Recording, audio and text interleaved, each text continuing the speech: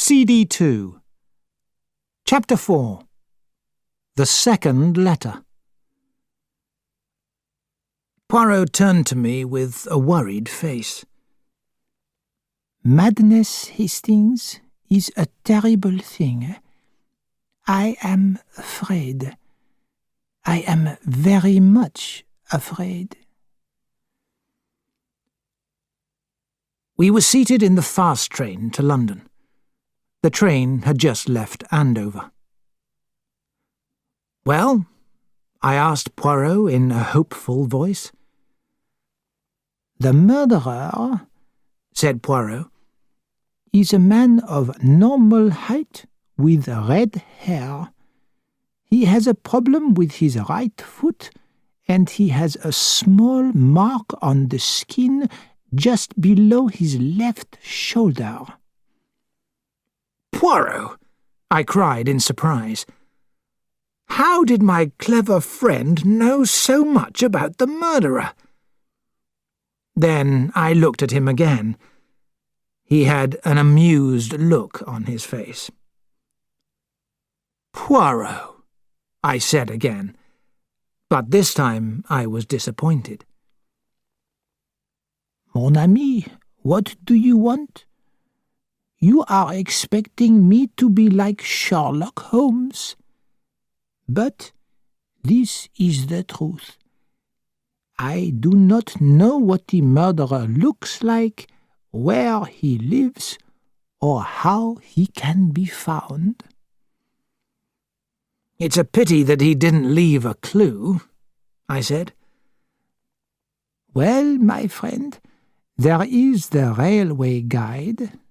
The ABC, that is a clue." "Do you think he left it by mistake?" "Of course not. He left it on purpose. The fingerprints tell us that." "But there weren't any on it." "That is what I mean. Since there are no fingerprints on the ABC, it was carefully cleaned. So, our murderer left it there for a purpose." Poirot continued slowly. "We are faced here with an unknown person. In one way, we know nothing about him. But in another way, we know a lot about him. He has a typewriter, and he buys good quality paper. And we can ask ourselves some useful questions. Why the ABC? Why Mrs. Asher? Why Andover?" "The woman's past life seems simple enough," I said thoughtfully. "The interviews with those two men were disappointing. They couldn't tell us anything more than we knew already." "But there is a possibility that the murderer lives in or near Andover," said Poirot. "And these two men were in the shop when the murder took place. But, personally, Hastings, I think the murderer came from outside. And we must not forget that perhaps it was a woman. The method of attack is a man's, but anonymous letters are written by women more often than by men." I was silent for a few minutes. Then I said, "What do we do next?" "Nothing," said Poirot, smiling at me. "Nothing?" Again, I heard the disappointment in my voice. "Am I a magician? What do you want me to do? The police are doing everything they can. They will discover anything that can be discovered. In the days that followed, I found that Poirot was strangely unwilling to talk about the case. In my own mind, I was afraid that I knew the reason why. Poirot hadn't been able to solve the murder of Mrs. Asher. My friend was used to success, and he found failure very difficult. So difficult that he didn't even want to talk about it. The crime received very little attention in the newspapers. There was nothing exciting or unusual about the murder of an old woman.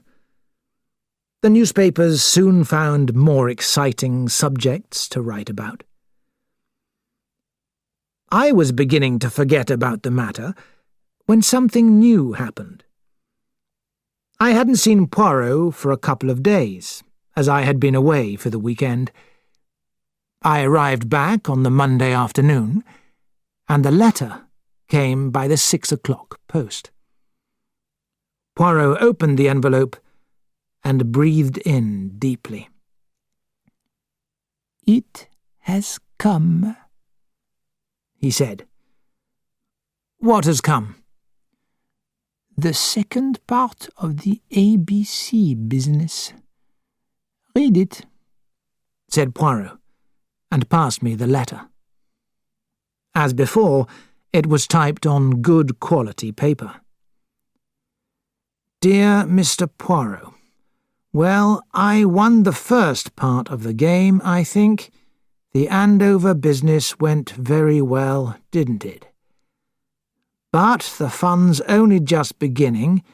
Watch what happens at Bexhill-on-Sea on the 25th of the month. What a great time we are having. Yours, ABC." "Does this mean this man is going to try and murder someone else?" I said. "Naturally, Hastings. Did you think that the Andover business was going to be the only case? Do you not remember me saying, 'This is the beginning'?" "But this is horrible. We're facing a mad killer." The next morning, there was a meeting of some powerful police officials.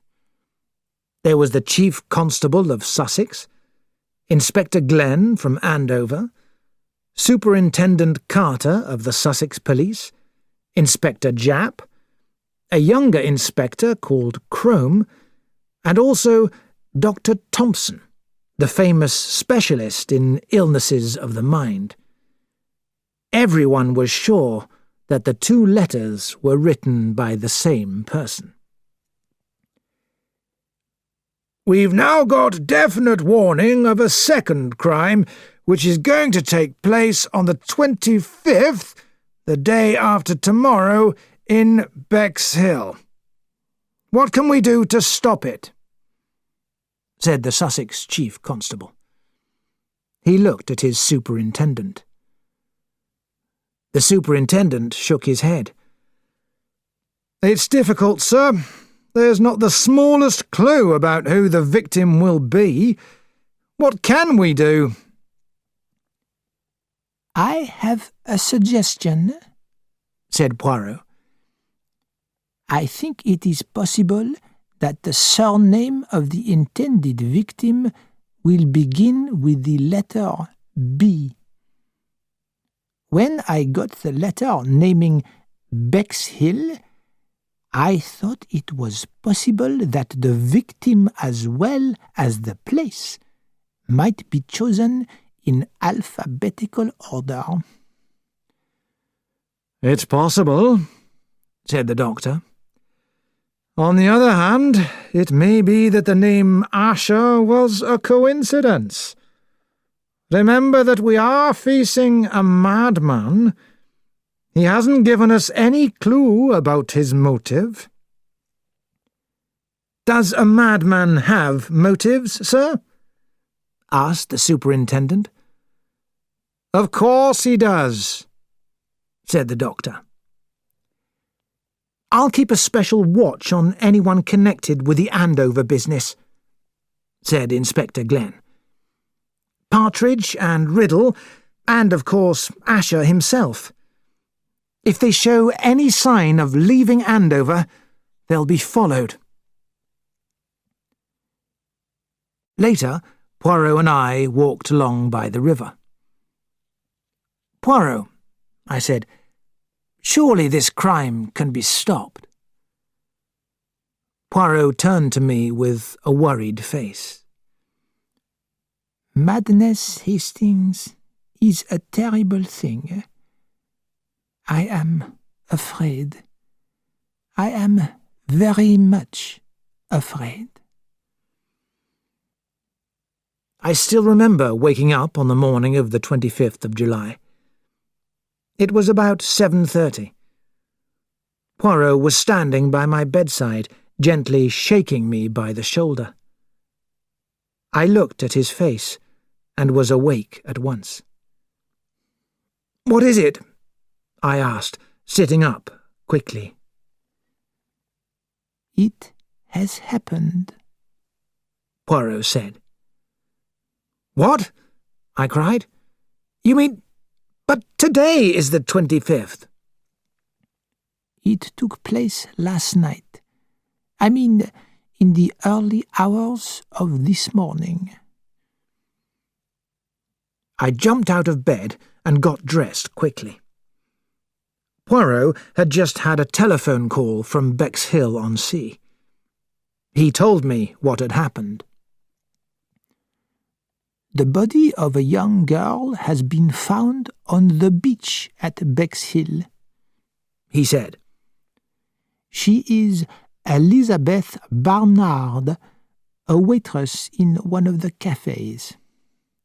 According to the medical examination, the time of death was between 11:30 p.m. and 1 a.m. An ABC open at the trains to Bexhill was found under the body." 20 minutes later, we were in a fast car crossing the Thames on our way out of London. Inspector Crome was with us. He was officially in charge of the case. Crome was a very different type of officer from Japp. He was much younger and seemed to think that he was a better detective than Poirot. "If you want to ask me anything about the case, please do," he said. "You have not, I suppose, a description of the dead girl?" asked Poirot. "She was 23 years old and was working as a waitress at the Orange Cat Cafe." "Pas ça. I wondered if she was pretty."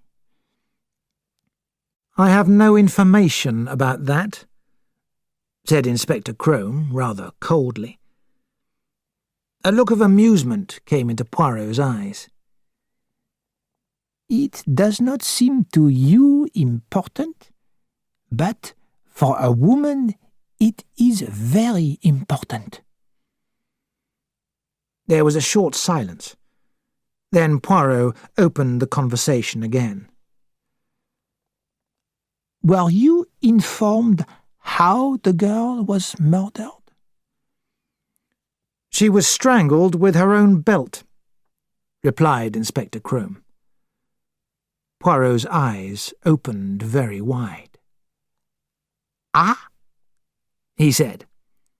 "At last we have a piece of information that is very definite.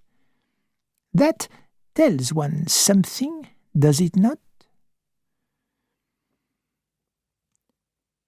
At Bexhill we were greeted by Superintendent Carter. With him was a pleasant-faced, intelligent-looking young inspector called Kelsey. "We've told the girl's mother and father about her death," said the superintendent. "It was a terrible shock to them, of course. There's also a sister, a typist in London.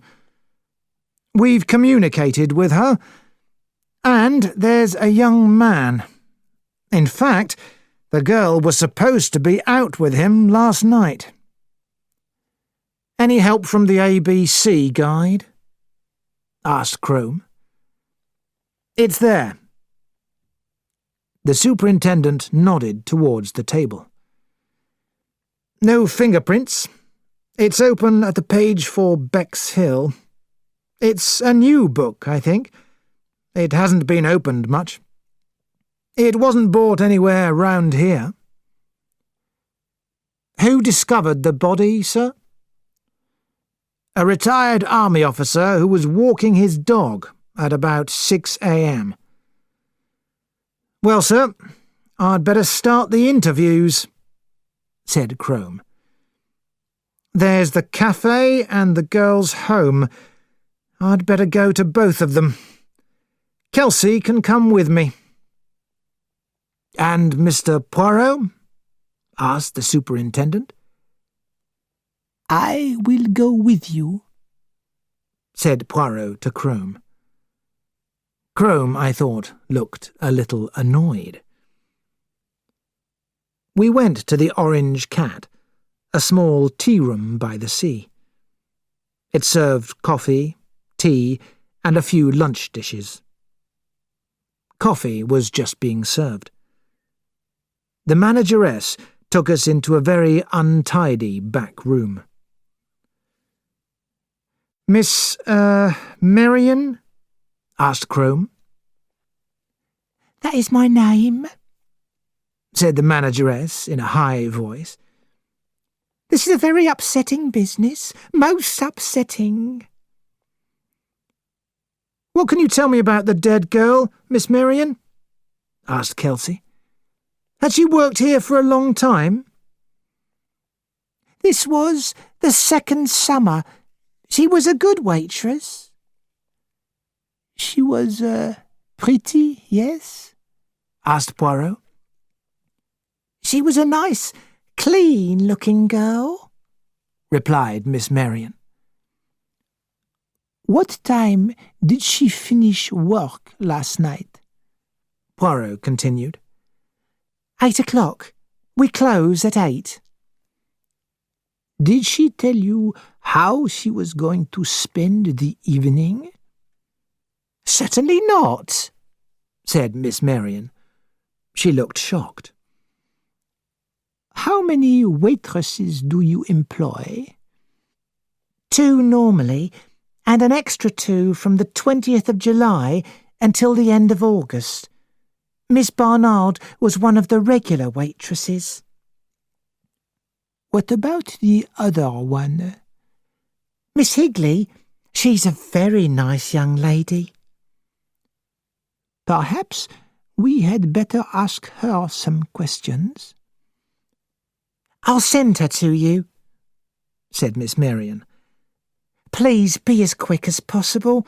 This is the busiest time for morning coffees. Miss Marion left the room. A few minutes later, a rather fat girl with dark hair and a pink face came in. Miss Higley, asked the inspector, you knew Elizabeth Barnard? Oh, yes, I knew Betty. Isn't it awful? Betty. Betty Barnard. Murdered. You knew the dead girl well? Asked Crome. Well, she's worked here longer than I have. I only came this March. She was here last year. She was rather quiet. She didn't joke or laugh a lot. We learned that Betty Barnard had had a good-looking, well-dressed friend who worked in an office near the station. Miss Higley didn't know his name, but she had seen him, and she thought Miss Barnard had planned to meet him the night before. We talked to the other 2 girls in the cafe, but no one had noticed her in Bexhill during the evening.